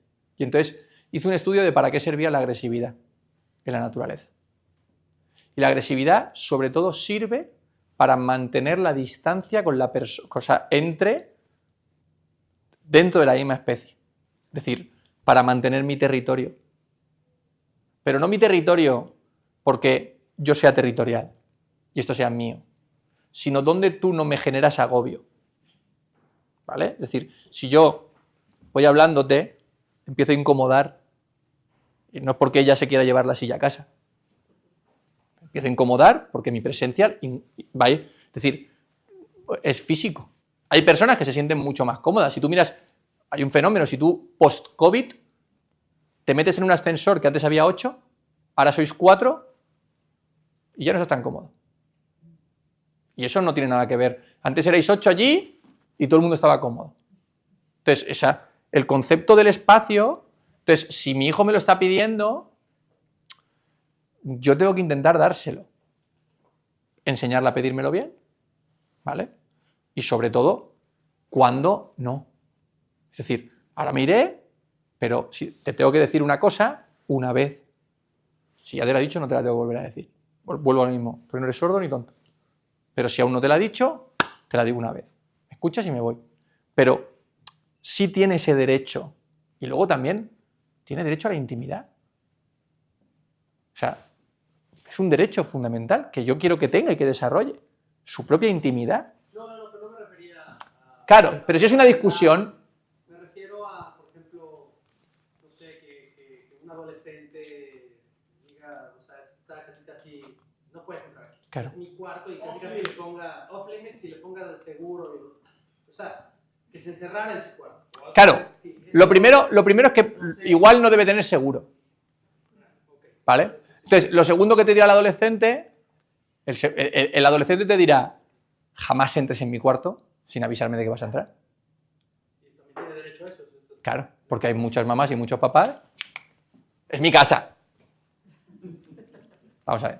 O sea, me da un infarto. O sea, aunque no esté haciendo nada malo, me da un infarto. Entonces, si estoy haciendo algo malo ya ni te cuento el infarto que me da. Entonces, el adolescente, sobre todo, tiene que también entender dentro de su casa el concepto de intimidad. O sea, es que necesita entenderlo, porque luego lo va a pedir en el mundo.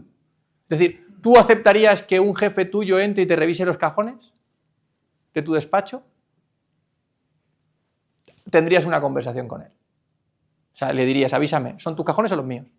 ¿Son tus cajones? Ya está, lo tengo claro, pero ya sé que aquí no guardo nada que sea, por ejemplo, privado. No malo, privado.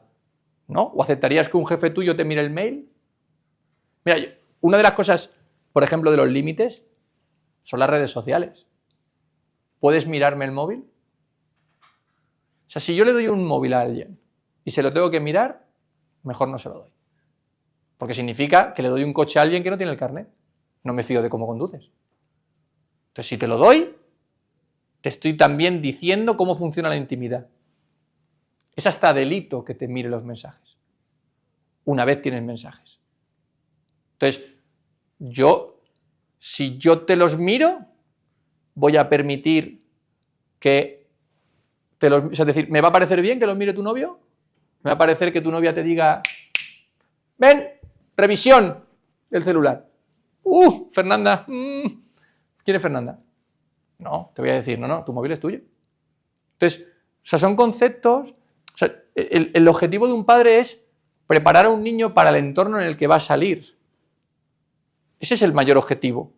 Y yo creo que se pierde mucho esa dirección queriendo buscar darle al niño cosas ya procesadas. O sea, que se sienta guapo. No depende de ti. Es que no depende de ti. Que aprenda a vestir.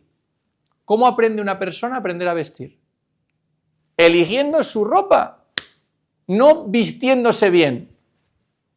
O sea, acaba siendo mucho más, estando mucho mejor relacionado con la moda un niño que salía a la calle disfrazado de pequeño porque se elegía la ropa, porque desarrolla un gusto que al principio es ridículo porque es infantil y luego lo va moldeando, que un niño que siempre sale perfecto, pero no ha elegido la ropa en su vida.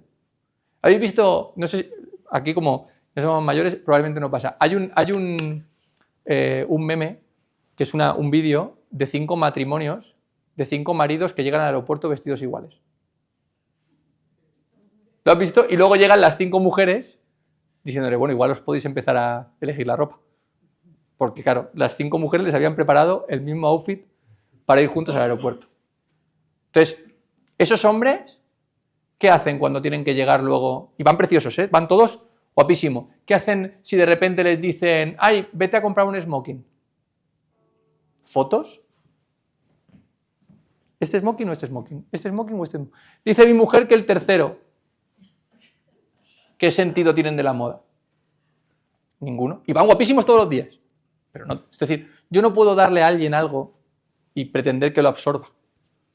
O sea, no funciona así, ni con adultos, ni con jóvenes, ni con niños. No, pero sí te estás desarrollando un sentido De la educación. de la educación y del gusto, porque sabes que donde quieres que estén en un futuro hay ciertos estándares que quieres moldearlos para esos estándares. O sea, por ejemplo, en Estados Unidos se da mucho que la moda, ahorita hablando de la Sí. moda, es de, o sea, en España no, porque en España más o menos todo el mundo se viste así. No te creas. No, pero, En Barcelona, mi padre no puede ni pasear por la calle. Antes se lo comentaba. Mi padre le explota la cabeza. Pero aquí sí está la camisa de básquetbol, los shorts, Sí, sí, sí. no sé qué, ¿no? Y como que sí quieres un poquito... Claro, pero aquí yo te digo una cosa. Si mi padre va en pantalón corto, flip-flops y camisa o camiseta, si yo me pongo pantalón corto, flip-flops y camiseta, voy vestido de padre. Entonces, si soy adolescente, yo no me quiero vestir de padre, porque me siento viejo. Entonces, me tengo que ir un grado más para abajo, como nosotros hemos hecho con la generación anterior. Es decir, yo, si me ponía pantalón vaquero o me ponía un chino, no iba de padre, porque mi padre iba con pantalón de pinza. Entonces, mi hijo no se puede poner un chino, porque entonces se sentiría vestido de padre. Es decir, funciona así. Entonces, lo que sí que puedo moldearte es en ciertas situaciones sociales. Eso está claro. O sea, aquí hay que vestir así. Aquí hay que vestir así. Pero cuando todos los días se convierte en una situación social, te estoy enseñando algo muy malo. Uno de los problemas de las sociedades, digamos, más sofisticadas, o que cada vez están siendo más sofisticadas, es que se genera una cosa que se llama el mito de la armonía. Todo es perfecto.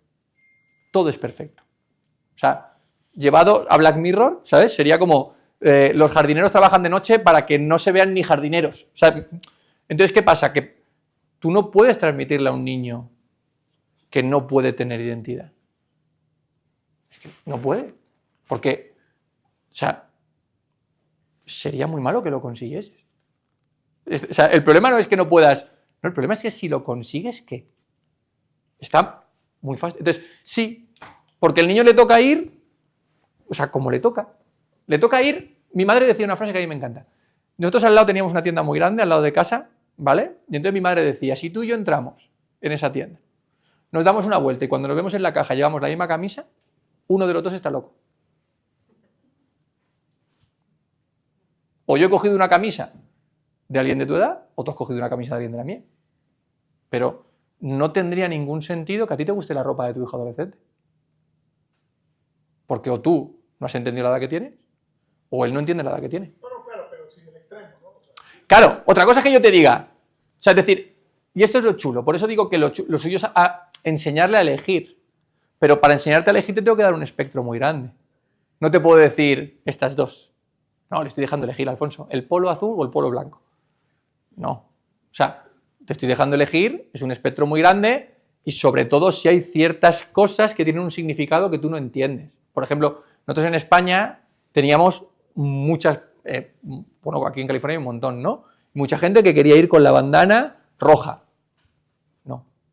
Eso tiene un significado que tú aún no entiendes, o tiene un significado que tiene que ver con una banda en concreto. O sea, eso sí. O una camiseta que de repente lleva el símbolo de la marihuana y tu hijo tiene 10 años. No, o sea, no. Eso lleva una cosa que tiene otro significado. O sea, estas cosas sí.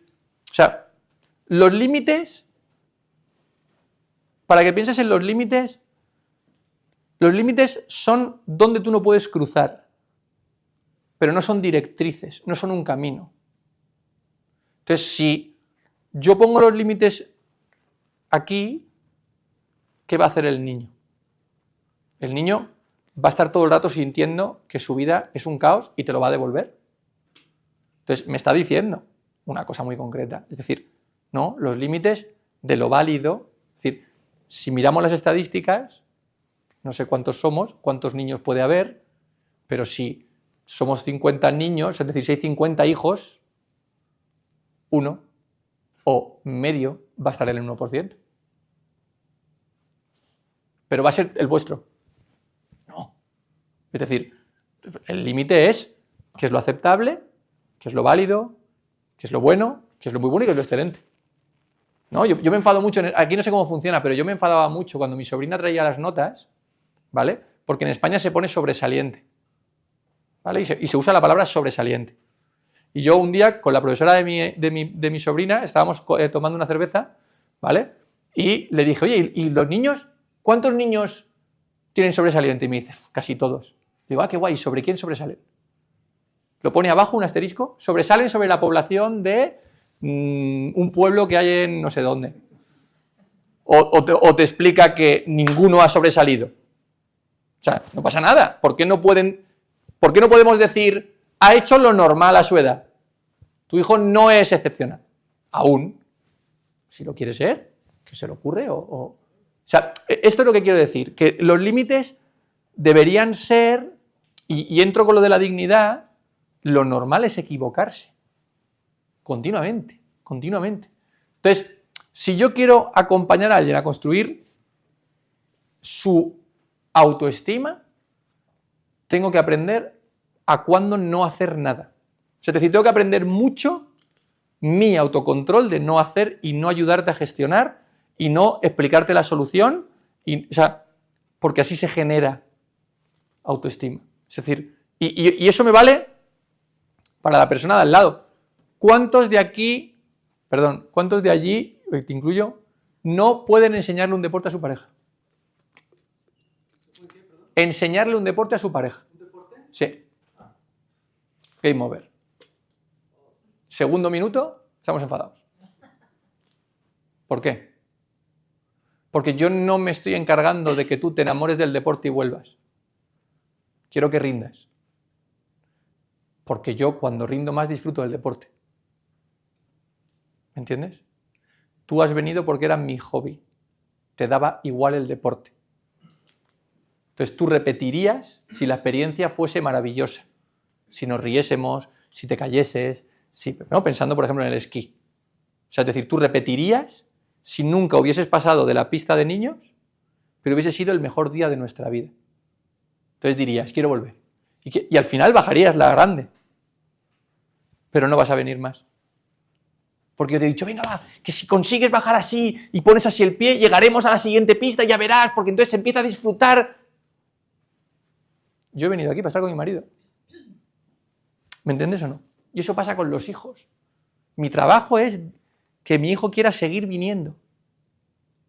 El trabajo de un colegio debería ser que mi hijo quiera seguir viniendo, no que mi hijo saque 10. O sea, llega más lejos una persona que saca 5 si quiere seguir estudiando que una persona que saca 10 y está esperando a que termine el curso para no volver a estudiar. Eso lo sabemos todos. Porque si yo tengo todos 5 y al final me pongo las pilas en la universidad o me pongo las pilas en un máster o encontraré una manera de reengancharme a la excelencia. Porque existen. O sea, es decir, siempre hay vías de reengancharse a la excelencia. ¿Vale? Ahora, si yo ya soy excelente, pero quiero abandonar porque odio esta presión, no llegaré a ningún lado. Seré el mejor barrendero de mi casa porque querré eso, querré no estudiar, que no está mal, pero habrá sido desde el abandono.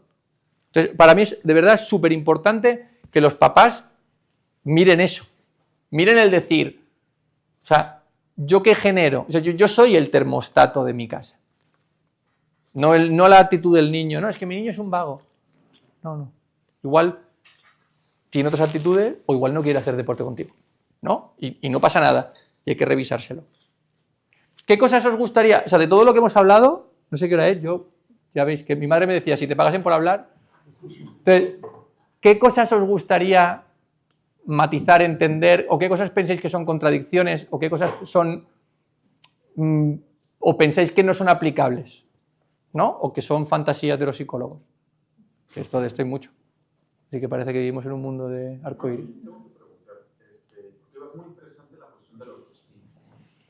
¿Cuál sería tu recomendación y cuáles son los mejores ejercicios para desarrollar autoestima? Mira, un ejercicio muy chulo es ir con mi hijo a algún sitio y no hacer absolutamente nada y seguirle lo que haga él.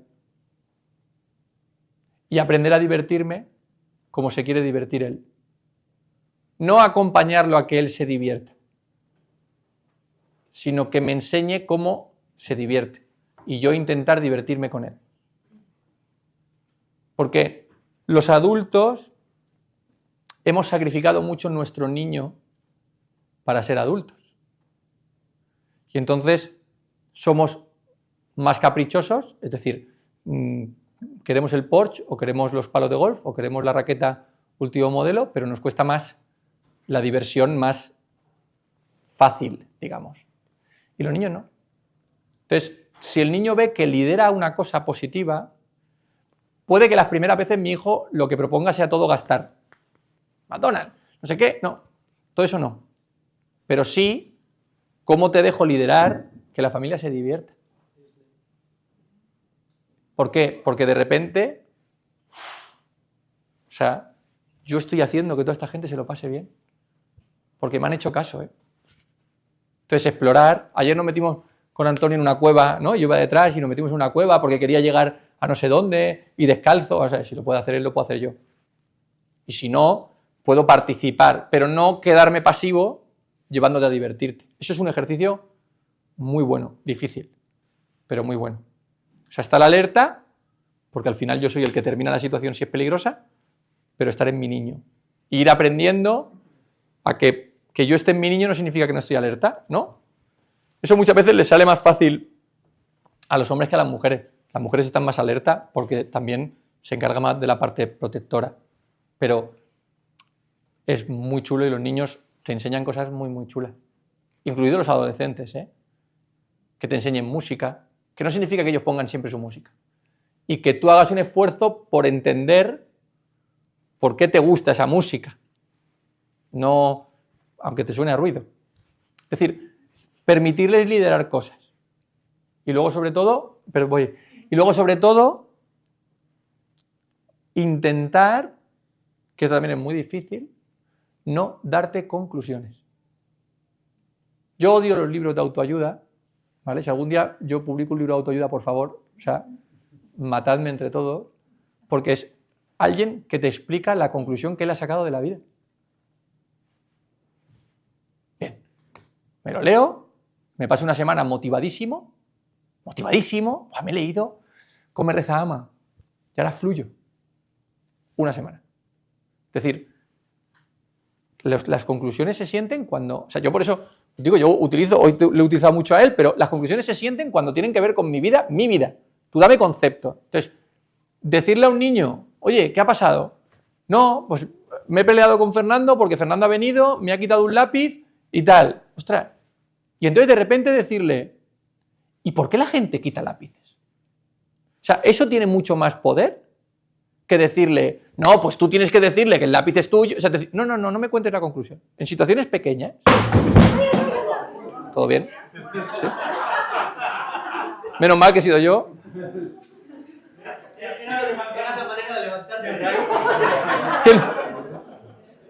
Entonces, ¿todo bien? Entonces, las situaciones pequeñas, ¿vale? Las situaciones pequeñas, el objetivo es ese. El objetivo es que yo te haga pensar. Y el tercero, que para mí sí que es mi favorito, que yo, por ejemplo, lo hago mucho con mi sobrina, es pedirle que me hable de situaciones donde ella no está involucrada. Es decir, de repente te cuenta algo de Fernando. ¿Sabes que Fernando le ha dicho a su padre no sé qué? Y entonces empezar a decirle, ¿ah, sí?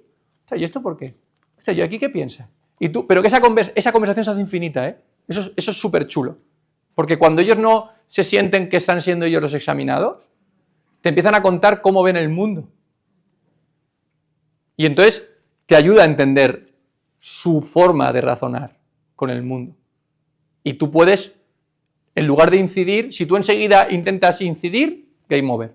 Pero si tú continúas como metiendo variables, ostras, vale, pero ¿y si el padre de Fernando entonces fuese más pobre? Ahí sí. Pero si tú intentas incidir, se acaba la conversación. O sea, se corta la conversación en cuanto tú vuelves a hacer de padre. ¿Me explico? Entonces, eso genera mucha autoestima. Dime, perdón. No, quería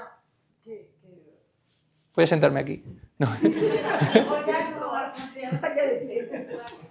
Perdón, Carla. No, bien, bien.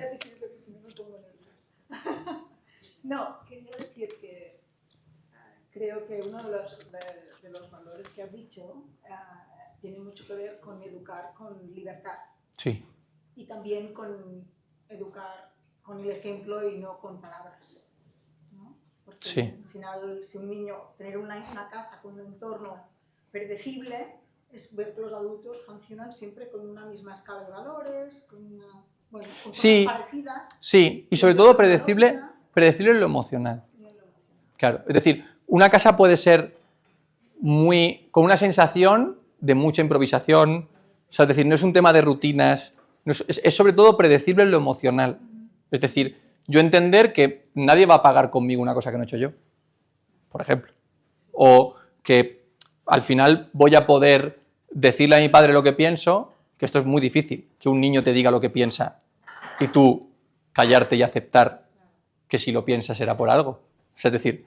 Este es el otro concepto que quería añadir, lo que es parte de lo que dices, pero con otras palabras, es el respeto. Sí. El respeto a la opinión del otro. Claro. Igual que el respeto, yo pienso que, por ejemplo, la forma de vestir, yo en mi vida he vestido de muchísimas maneras. Claro. Otra persona diría, pues es que no tiene personalidad. Yo pienso, pues es que he evolucionado. Esto es. Y así me he formado y así soy. Y algunas tenían que escandalizar a gente. Claro. Porque voy a evolucionar, pues soy Claro. trabajo en proceso, ¿no? Entonces, esto es muy difícil.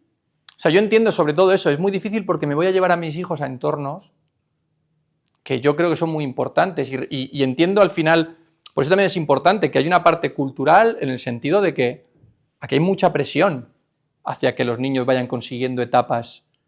Entonces, yo creo que hay una parte de los padres que tienen que conseguir mucha perspectiva. Es decir, no puedo sacrificar la felicidad de mi hijo. ¿Para qué? No puedo sacrificar... Mira, y añado un concepto, ¿eh? Cuando a mí siempre me preguntaban que por qué, es decir, por qué me mudé a Barcelona, yo estuve en Madrid, estuve en San Francisco, y yo siempre decía, es que el peor escenario es que vuelva a la cocina de mi madre a tomar café. Ese es el peor escenario. Si me equivoco en todo lo que hago, vuelvo a un sitio súper seguro, que es la casa de mi madre, me siento con ella, tomo café y me llevo la maleta y luego vuelvo a empezar. Entonces, si yo quiero que mi hijo tenga autoestima, yo le tengo que dar un entorno seguro porque se atreverá a todo. A todo. ¿Por qué? Porque no le importará volver a su casa. O sea, no le importará fracasar. Estará bien con el fracaso. Entonces dirá, voy a intentar no sé qué, y se irá con la maleta, pero no se planteará, ¿y si fracaso? ¿Qué pasará? No pasará nada. ¿Vuelves aquí? ¿Nos curamos? ¿Luego vamos a salir? Es decir, eso es lo que hace la naturaleza. La naturaleza que hace todo el mundo. Se hace un nido, venga, ala, a intentar volar. Y luego aquí, hasta que ya no necesites estar aquí. Entonces, ese respeto hacia tu opinión, tu idea, tu proyecto, aunque yo no crea en él o aunque yo crea que es la ultra fantasía, o sea, eso genera que si te equivocas, vuelves con la cabeza súper alta. Y te doy un entorno seguro para intentarlo. Eso, o sea, y cuesta mucho. Dime. Yo tengo una Pues, pregunta que no estoy segura de entender a qué te refieres con dignidad. Porque al principio usaste un ejemplo de qué pasa si tú eres una persona con muchos títulos y te mandan por un café.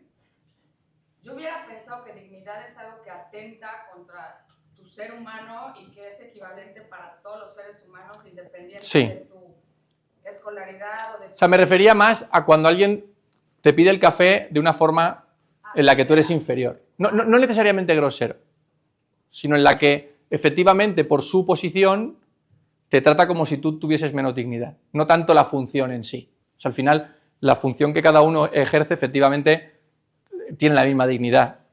Te hablo de la situación en la que si yo tengo un proyecto vital y estoy en una empresa, yo puedo tener un jefe narcisista. Y puedo tener un jefe que solo con sus gestos me hace sentir que estoy por debajo. Y yo, si quiero pasar de pantalla, voy a tener que saber que ese es mi jefe narcisista, no que yo estoy por debajo de mi jefe. Entonces, Sí, eso es un jefe narcisista, ¿no? Que está claro. bien para una persona No. la limpieza, pasarme un café, pero yo no. No, al revés. Por eso te decía que la dignidad, ese es el error en la dignidad, efectivamente. O sea, la dignidad no me refería con la función que desempeño, sino con que yo no me dejo, o por lo menos si me tengo que dejar pisar, soy consciente de que me están pisando, de que es instrumental y que lo soportaré hasta un nivel en el que diré, oye, no me sale rentable, yo no quiero esto. Porque, o sea, por eso también es muy importante que los niños tengan esa identidad sólida, porque se van a enfrentar a situaciones, me para un policía que es un maleducado. Yo no puedo intentar allí restablecer mi dignidad, tengo que tragármela, pero sabiendo que él es el maleducado. Es decir, esta relación de... O sea, eso en psicoterapia... Sí, pero hay gente a la que no puedo ponérselos, porque tienen autoridad o llevan pistola. Entonces yo no le voy a decir a un policía, a mí no me hable usted así. Pero si hay actos que, independientemente de cómo te lo pidan, es una falta de tu dignidad. Total. Entonces, por eso digo que yo le tengo que explicar, o sea, tengo que acompañar a que desarrolle mi hijo un concepto en el que él entiende lo que está pasando. O sea, la premisa del humanismo, de la psicoterapia humanista, ¿vale?, es que todo el mundo es igual en dignidad, independientemente, y todo el mundo nace en la igualdad de dignidad. Y a partir de ahí va construyendo un futuro. Entonces, explicar eso a un niño significa que si el niño me dice, mamá, te veo triste, yo no le conteste, ¿qué va? Le diga, ¿y por qué me ves triste? Por esto y por esto. ¿Vale? Puede ser. Igual no te quiero contar lo que me pasa, pero que no intente decirte que lo que has visto es mentira. Lo has visto. Yo uno de los casos más fuertes que he tenido era un niño al que le decían que lo que él veía no era verdad y acabó pensando que estaba loco. Y acabó intentando quitarse la vida con 10 años. Porque él pensaba que estaba loco. Porque él decía, no, os he visto discutir. Aquí no ha discutido nadie. Es decir, tú le estás diciendo a ese niño que se imagina cosas. Un niño de 6 años piensa, ¿cuál de las dos? Un niño de 15 sí que sabe lo que ha visto. Entonces, o sea, es muy importante esa parte de valorar lo que tú tienes que decirnos, respetar lo que tú ves. Igual aquí no te lo cuento. O sea, no te voy a contar por qué estoy triste. Pues vale. Dime, un segundo que... Sí. Se está dando mucho el aspecto de que en los sistemas escolares privados y en los deportes, la presión de los padres de familia están llevando a cabo que se haga una cultura de winners, ¿no? En general en las universidades.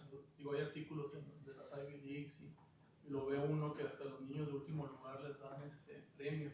Sí. Las calificaciones se las acomodan para satisfacer a los padres. ¿Qué opinas sobre eso? Porque no van a estar acostumbrados a cometer errores, ¿no? O fracasar de cierta forma. Claro, para mí es muy curioso porque o sea, en primero de psicología, ¿vale?, te explican estudios súper antiguos que está súper probado que la motivación interna disminuye si el premio es externo. Y te lo explican así, en primero de psicología. Es decir, con estudios, con... Entonces, si todo el mundo tiene premios externos, evidentemente, ¿qué está pasando con las generaciones y la motivación interna? Que está cayendo en cascada. Yo lo entiendo, es decir, yo le quiero dar una medalla a todo el que participa. Yo quiero que todo el mundo se sienta bien. Yo quiero Euro Disney. No se puede. Entonces, entiendo el impulso, entiendo de dónde viene, entiendo que sobre todo en un mundo con recursos tenemos la fantasía de que se lo podremos dar, es decir, que es casi peor, pero sí, la motivación interna viene de otro sitio. Pero ¿cómo lo manejas en casa? Porque tu niño va a pensar, va a estar bajo la... Yo mi forma de manejarlo es poco política. Es decir, yo cuando mi sobrina viene y me dice, tío, ¿a que dibujo mejor que tú? Le digo, imposible. Llevo 30 años más dibujando que tú. Puede que se dibujen mejor que yo a tu edad. No lo sé. No lo sé. Puede ser. Pero es imposible que dibujen mejor que yo. Entonces, si no te vale lo segundo, pero no... Pero yo creo que a lo que se refiere es la presión que tienen en su entorno de tener que ser el mejor, tener que ganar o tener que entrenar. Claro, pero yo como padre no tengo que compensar la presión de fuera. Lo que puedo hacer es no confirmarla. Ellos se sienten ganadores cuando no lo fueron. Ya. Y en el colegio digo... Pero esa es su realidad. Es decir, yo tengo que crear a mi hijo lo más competente posible para su realidad, no para la realidad que yo creo utópica.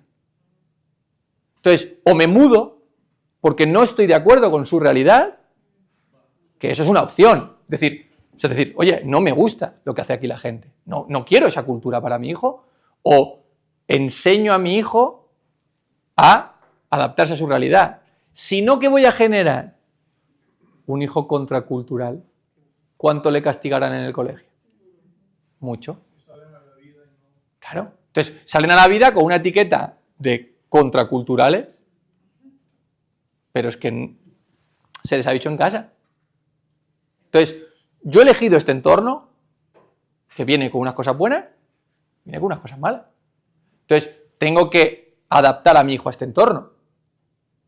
Y sí, puedo ir explicándole o puedo ir dándole mensajes de, oye, es mentira, no habéis ganado. O sea, lo sabes, ¿verdad? Es decir, 0-2 significa que habéis perdido. Entonces, no pasa nada. Claro que lo saben. Claro. Pero que para mí es importante eso, que la gente... Yo siempre lo digo, yo sí, o sea, si tengo hijos no quiero estar en Barcelona. Quiero irme de Barcelona a otros sitios. Pero porque en Barcelona una señora se puede quedar en medio de una carretera con el coche roto y que pasen 3.000 personas por alrededor sin ayudarle. 3.000. Y ser yo el que llega 10 minutos después a empujar un coche y parar la moto y empujar el coche. Entonces yo no quiero que mi hijo crezca. Pero es que si mi hijo crece en Barcelona, lo normal es que sea de los 3.000. O sea, no puedo tener la fantasía de que mi hijo va a ser el que se para. No. Mi hijo va a ser de los 3.000 y va a pensar, papá, no te pares, por favor. ¿Qué haces? Qué vergüenza. Porque él está en su ciudad. Es decir, es así de fácil. Entonces tengo que ser yo el que elija el entorno que comparte mis valores. Eso es lo difícil. Y encima que cuadre con mi trabajo, ¿sabes? Dime. Cambiando un poquito de tema. Sí. Porque se habla mucho del autocontrol, la paciencia, el manejar la situación. Pero hay mucho caos, ¿no? Sobre todo cuando tienes 4 hijos, 2 hijos. O sea, Sí. O sea, ¿qué consejo darías para poder estar a trabajar lo que predicas? O sea, porque luego es muy difícil porque el caos empieza el grito y empieza la chancla. Y Sí, llegar tarde a los sitios. O sea, llegar tarde a los sitios. Es decir, no intentar hacer el mismo trabajo. Es decir, ahora, si tú de repente dices, vale, voy a intentar bajar el ritmo de mi casa, o voy a intentar que mi casa se sincronice con otro ritmo, ¿vale? Eso supone que si yo tengo solo un hijo, igual lo consigo en 15 minutos, si tengo 4, pues igual son 2 horas. Entonces, empezar las situaciones antes, es decir, empezar a anticiparme, arriesgándome a llegar muy pronto al colegio y tener pensado algo que podemos hacer antes de entrar a clase, ¿vale? Entonces, empiezo la situación antes y entender que va a haber gente que no entienda que he llegado 1 hora tarde. Y que yo se lo tenga que explicar. Sí, estoy practicando una cosa en casa, hemos llegado 1 hora tarde. Fin. O va a haber profesores que me digan, no, es que no puede entrar 1 hora tarde porque no sé qué. Pero si yo quiero cambiar el ritmo, se va a dilatar el tiempo hasta que encontremos otro ritmo. Entonces, muchas veces les pedimos a los niños que tengan un concepto de la urgencia que es nuestro. Porque es todo.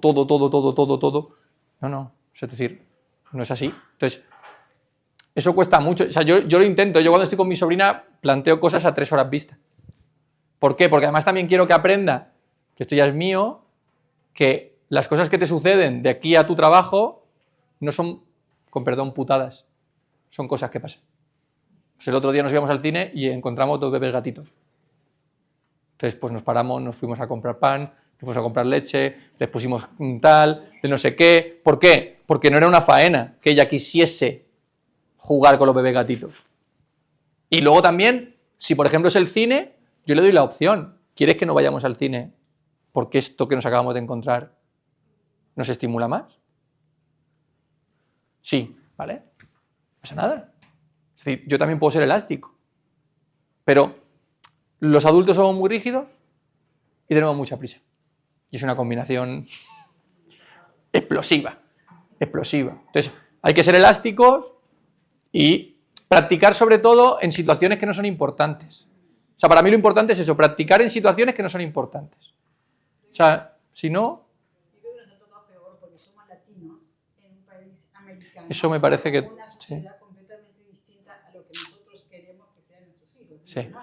Entonces, por ejemplo, mi hija ya es grande, pero cuando él iba a jugar fútbol, él le decía, tienes que jugar fútbol. Y las otras chicas jugaban fútbol pésimo y los chicos, good girl, perfect. Y mi hija decía, pero No. yo me entiendo, si ella jugaba pésimo y mi papá se molesta porque yo trataba de... Entonces, es que Claro. no entiendo, me decía mamá, ¿por qué? ¿No? Y es que es Claro. eso, estás luchando contra la corriente. Entonces, O sea, ¿cuál es el precio que yo pago? Es decir, yo en mi lista de valores decido que tenga esta oportunidad. ¿Y no quiero sacrificar nada? No. Porque no hay sociedad perfecta. Digo, Claro. De alguna manera te tienes que adaptar y enseñarlos a adaptarse y a que te digan Claro. good job o lo que sea, si no lo hiciste bien. Bueno, siempre la realidad y la honestidad ante todo, ¿no? Claro, por eso digo que lo importante no es construir la persona perfecta, sino la persona que tiene un buen concepto de sí misma. Un concepto, o sea, la autoestima no es un buen autoconcepto, es un concepto bien realista de mí mismo, de mis cosas buenas y de mis cosas malas. Y el orgullo hacia mis carencias. Es decir, el orgullo hacia las cosas que a mí me cuestan, el orgullo hacia las cosas que me suceden. Si yo no tengo esa dignidad, se me cae una mesa en medio de una charla y me paso 1 hora temblando. Porque ya pienso que eso tiene que ver con el ridículo.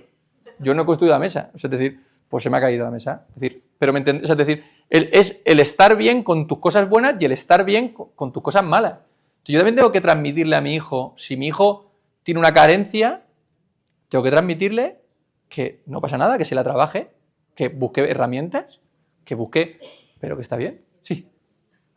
Bueno, yo estoy pasando una situación con mi hijo que no sé muy bien qué hacer. Le encanta el fútbol, bueno, le encanta. Entra en la liga, es el portero y claro, el primer partido le meten 3 goles, ya no quiere ser portero, ya no quiere estar en la liga.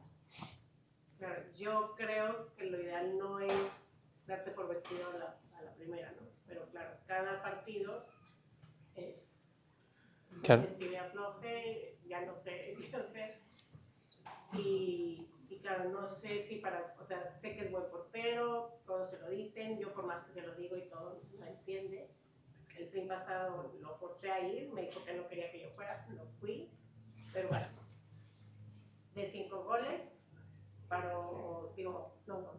se ganaron 2-1 y paró como 5 pelotas, solo le metieron un gol, fue la estrella del equipo, pero él todavía llegó como, pues, Sí. o sea, sin creérselo y claro, yo pensaba que iba a llegar ya convencido de que sí es bueno, que sí vale la pena, bla, bla, bla. Entonces yo no sé en su autoestima qué hacer porque dices que no tengo confianza en mí mismo. Entonces, Yo cogería todo lo que no es fútbol y miraría cuánto le ayudas a tener días exitosos. En cosas muchísimo más pequeñas. Y empezaría a quitárselas. Es decir, cosas muy pequeñas. Es decir, yo no me adelanto y te cargo el laptop. Llegas a clase y el laptop no te va. No pasa nada. Y entonces será culpa mía el primer día. Y el segundo y el tercero. Pero yo me iría a cosas que tú puedas sostener. Porque normalmente la situación donde ya el niño explota es la situación que representa un 10.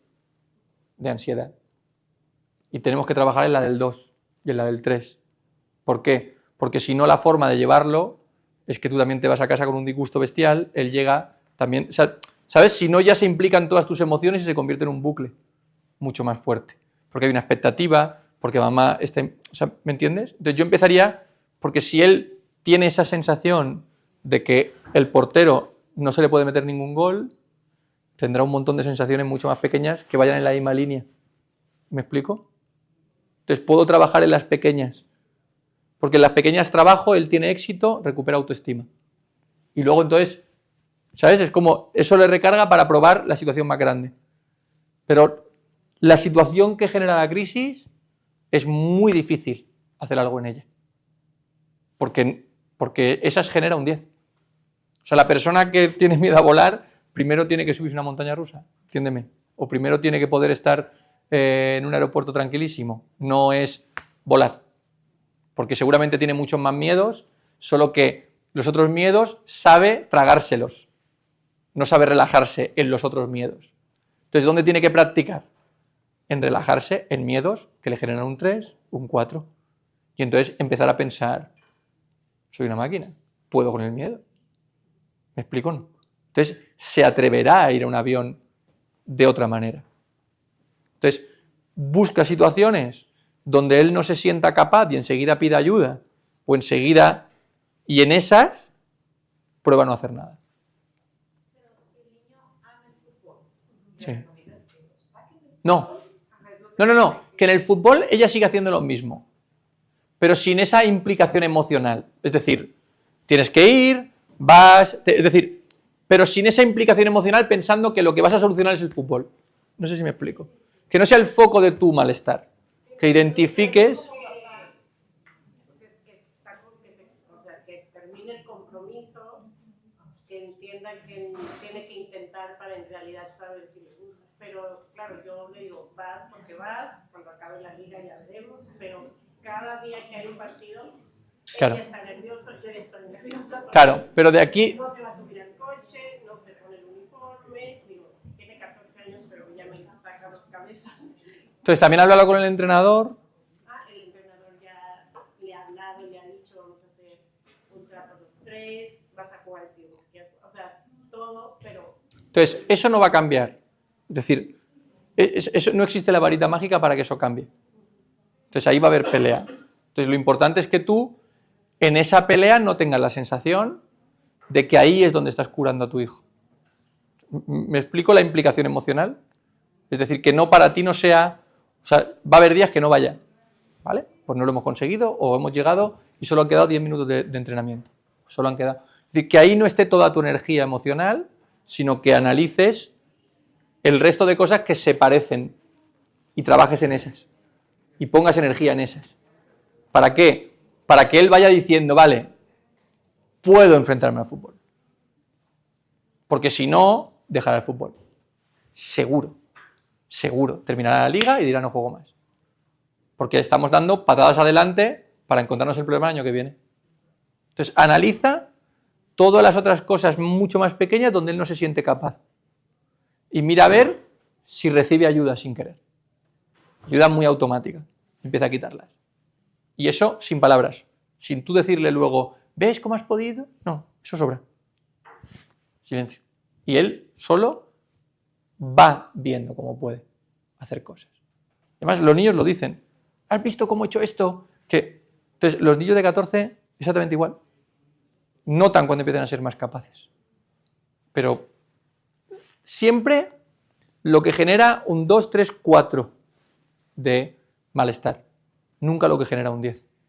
Porque lo que genera un 10, yo voy a tener muy claro lo que me ha dicho el psicólogo, voy a ir a muerte allí, sí, venga, va.